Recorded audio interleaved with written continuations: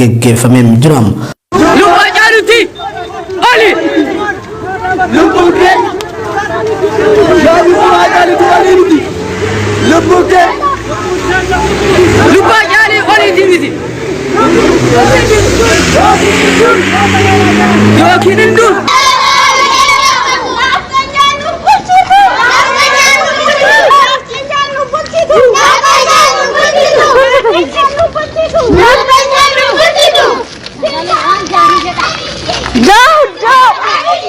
Ana dirree xayyaaraa Haraddaa Hasan Gaay Suqulee fi kanneen biroo keessatti bifa qindoomina qabuun qeerroon hiriiricha geggeessaa jiru. Magaalaa Harar keessatti hiriirri kun geggeeffamaa ture jedha madda keenya magaalaa Hararraa. Oromiyaa Miidiyaa Neetwoorkii fi yaadalaati.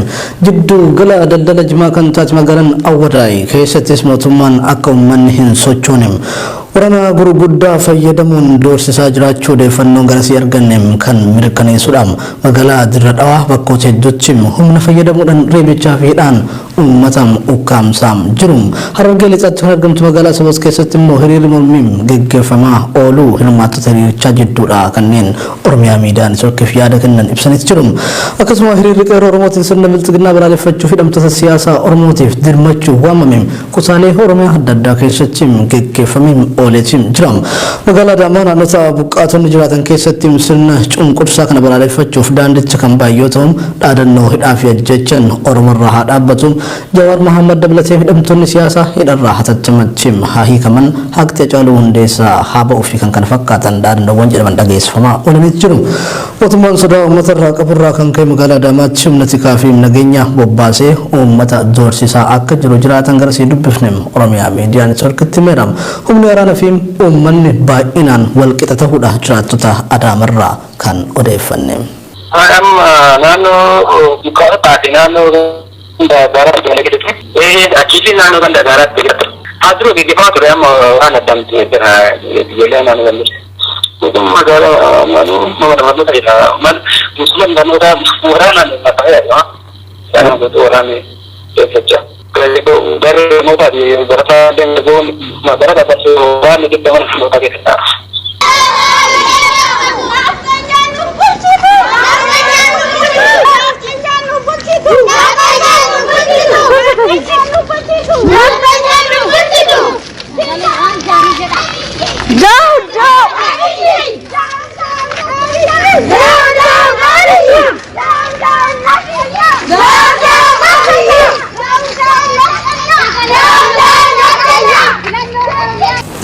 Hiriira mormii akka guutuu Oromiyaatti qeerroodhaan guyyaa har'aatti waamamaa ture hordofuun bunni bilxiginaa halkanidha. Magaalota Oromiyaa baay'ee keessatti humna waraanaa qubsiisuun uummataan ukkaamsee akka jiru maddeen gabaasa irratti argamu. Arsii lixa magaalaa Shaashamannetti qeerroo fi qarreen ganama har'aa gandoota hedduu irratti walitti dhufuudhaan wayitii dhaadannoolee garaagaraa dhageessisaa turanitti katilee fi poolisoonni addaa waliin ta'uudhaan warra hiriira ba'an irratti reebicha gaggeessaa turan jedha. Jiraatan magaalaa Shaashamanneerraa bilbilaan dubbifne dargaggoota hiriira gaggeessaa turan irratti dhukaasa banuudhaan bittinneessuuf yaalaa akka turanis ibsameera. Ta'us hiriirichi haala ho'aadhaan gaggeeffamaa akka oole odeeffanne. Kan amma isin dubbisaa jiru godina Arsii lixaa magaalaa Shaashamanneerraa. Qeerroon sagalee ta'uudhaanii Jawaar fa'aa kan gaabbirii gara biyya kanaatti galanii abdiin kiyya rabbii fi uummata kiyya jedhaniitiin dhaabbatanii galus abdii isaanii ta'aniitiin lubbuu isaanii baraaraa miidhama isaanii miidhama keenya jennee irraa qoodamnaa isaan wantoota akka lamtoonni keenya hundi isaanii isaan dabalatee akka malaalii sagalee ta'an sagalee ta'uu qabnetti qeerroon shaashii har'a ganama sa'a tokkorraa eegaltee baate. Haa ta'u illee isaanii sagalee isaanii haala gaariidhaan dhaggeeffatanii qophii isaanii kan kanaan dura dhaggeeffatan haala gaariidhaan dhaggeeffatanii haa ta'u keessaanii firii Jawaar Mohaammed jetti firii ol politikaal pirezidaansiitti hidhamtoonni siyaasaa hundi isaanii galateeffamuu qaban jedhanii ammas justice for Hacaaluu kan ammas Hacaalummaa Hacaaluudhaafis haa argamu jedhanii hundum ta'ee hidhamtoota siyaasaa hundaas kan darban si'anii dhaadannoo isaanii ammallee bifa kanaan taasisaan nageenyaa fi mootummaan hoogganaa jiru kun miidhaa uummata keenyarraa lubbuun ilmaan keenyaa kan boonu irraa haa dhaabatu iddootti ilmaan Oromoo irraa dhaabatu jechuudhaan dhaadannoo isaanii gaggeeffataa ba'an. Reerichi guddaadha. Sagalee isaanii akkuma dhaggeeffatanii naannoo asfaaltii naannoo 81 naannoo gamii Haaji Qaasim Raddada hamma naannoo buufata konkolaataa Harawaatti deemanii gidduu kana keessatti ammoo caasaan nageenya humna waraanaa baay'ee waan ta'eef ijaaramee jalqabuleera waan ta'eef adda facaasuudhaaf yaalaa ture tumaarree baay'ee raggafame humna waraana kana amma adda isaa taasise immoo kan kanaan dura humna waraana qofatu adda facaasaa kan amma ammoo caasaa mootummaa hojjettoonni mootummaa warri paartii badhaadhinaa deeggaranii hojjettoonni hundi isaanii isaaniitiin banii ulee qabataniitiin uleedhaan ijoollee kan reebuudhaan baay'ee miidhaa turan jaasa nageenya caalii. Miidhaan jiru dhukaasni jira sagaleen dhukaasni jira garuu ammoo namni miidhame miidhaan gara lubbuu hin jiru miidhamni qaamaa jira ijoolleen tumamanii fakkaatiin deeggaree jira. Haa ta'u ammas makiinaa paatroolii tokko immoo gara mana hidhaatti kan ijoollee afur fuuldura jiran warra facaasan keessaa qabamanii mana hidhaa fi dhaggeeffamanii haaluma kanaan sa'aatii ammaa kanatti gargar facaafamee amma xiqqoo magaalaa shooftaatti jirti bifa kanaan olee oolmanaafaa. Ormo Alfakkaatuun godina Arsii magaalaa Mogololchaa fi Arsii aanaa Muunessaa dabalateem hiriirri mormii karaa nagaatiin geggeeffamuuf qeerroodhaan jalqabameen waraanaa humnaa ol hidhateen kan danqame ta'uudha maddeen kan gabaasan.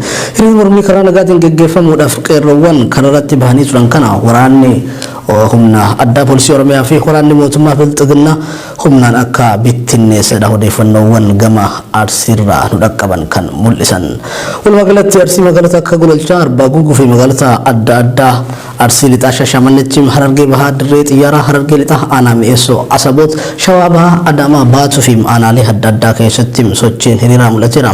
Hiriirri ganama Arsii lixaa Shashamannee keessatti gaggeeffamaa tureef immoo namoonni hedduun humnoota waraanaatiin hidhamaa akka jiran odeeffanneetii jirra. Humni waraana mootummaa baay'inaan bobbaafamuun aanaalee fi godinaalee Oromiyaa keessatti sochii uummataa guruurratti argamam.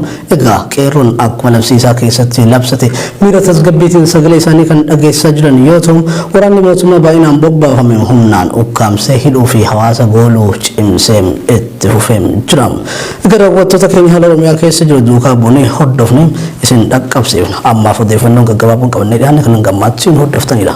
Warqa oduu fi odeeffannoowwan gaggabaaboo Oromiyaarraa nu dhaqqaban isinii dhiyeessinaan Muhammad Fantaalleetiim. Hiriirri guutuu Oromiyaatti qeerroo Oromootiin yaamame guyyaa har'aa godina Harargee Bahaa aanota garaagaraa keessatti geggeeffamee jira.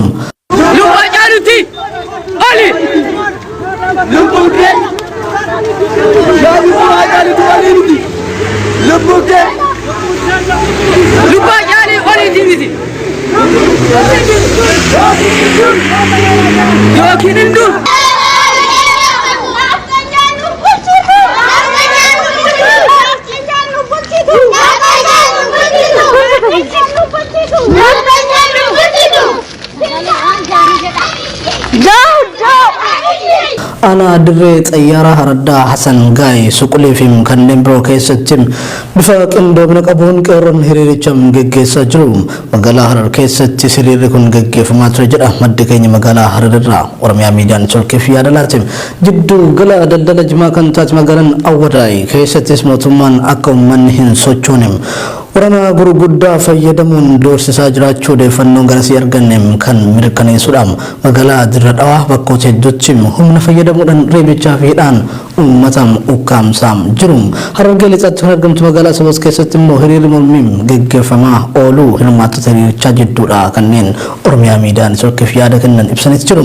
Akkasuma hiriirri qeerroo Oromootiin sirna bilxiginnaa balaaleffachuuf hidhamtoota siyaasaa Oromootiif dirmachuu waamame kutaalee Oromiyaa adda addaa keessatti geggeeffamee ooleetiin jira.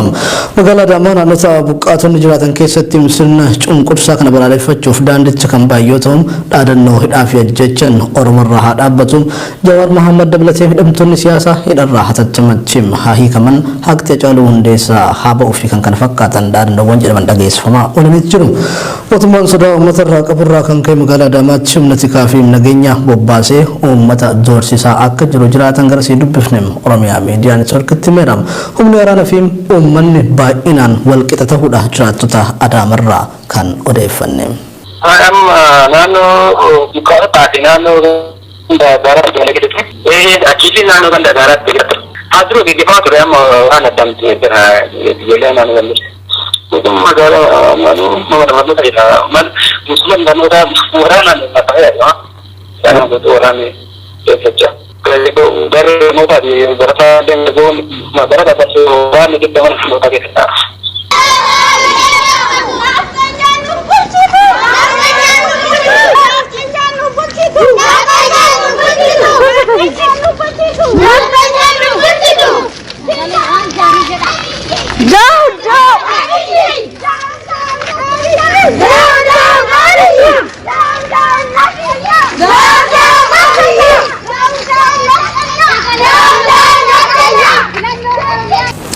hiriira mormii akka guutuu Oromiyaatti qeerroodhaan guyyaa har'aatti waamamaa ture hordofuun bunni bilxiginnaa halkanidha magaalota Oromiyaa baay'ee keessatti humna waraanaa qubsiisuun uummata ukkaamsee akka jiru maddeen gabaasa irratti argamu.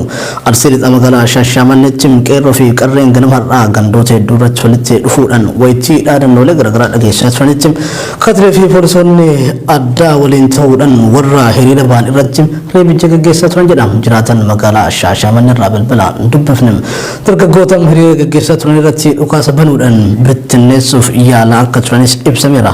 Ta'us hiriirichi haala ho'aadhaan gaggeeffamaa akka oole odeeffanne.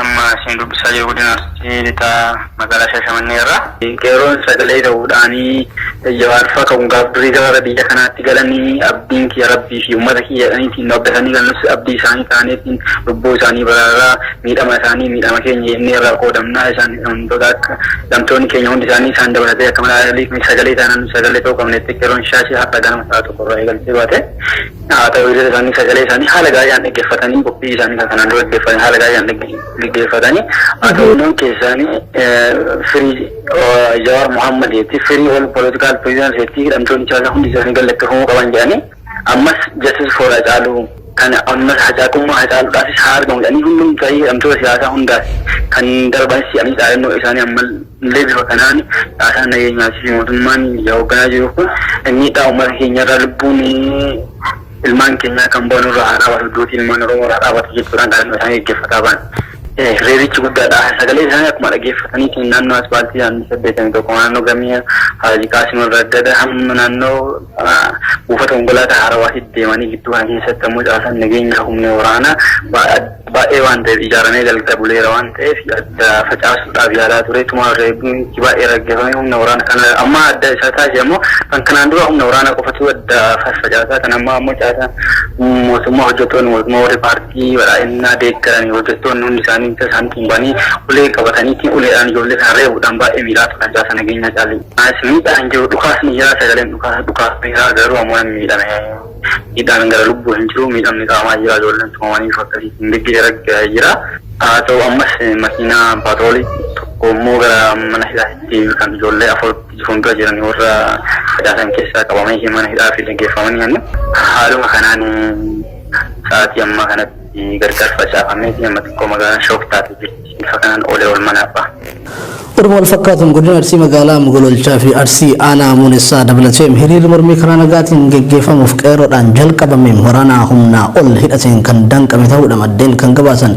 Hiriirri mormii karaa nagaatiin gaggeeffamuudhaaf qeerroowwan kararratti bahanii turan kana waraanni humna addaa poolisii Oromiyaa fi waraanni mootummaa bilxiginnaa humnaan akka bittinneessedha odeeffannoowwan gama Arsiirraa nu dhaqqaban kan mul'isan. Walumaa galatti Arsii magaalota akka Gololchaa, Arbaa Guuguu fi magaalota adda addaa Arsii lixaa Shaashamanneetti Harargee bahaa dirree xiyyaaraa Harargee lixaa aanaa Mi'eessoo Asaboot Shawaa bahaa Adaamaa Baatuu fi aanaalee adda addaa keessatti sochiin hiriiraa mul'ateera. Hiriirri ganama Arsii lixaa Shaashamannee keessatti gaggeeffamaa tureef immoo namoonni hedduun humnoota waraanaatiin hidhamaa akka jiran odeeffanneeti jirra. Humna waraana mootummaa baay'inaan bobbaafamuun aanaalee fi godinaalee Oromiyaa keessatti sochii uummataa guruurratti argamam.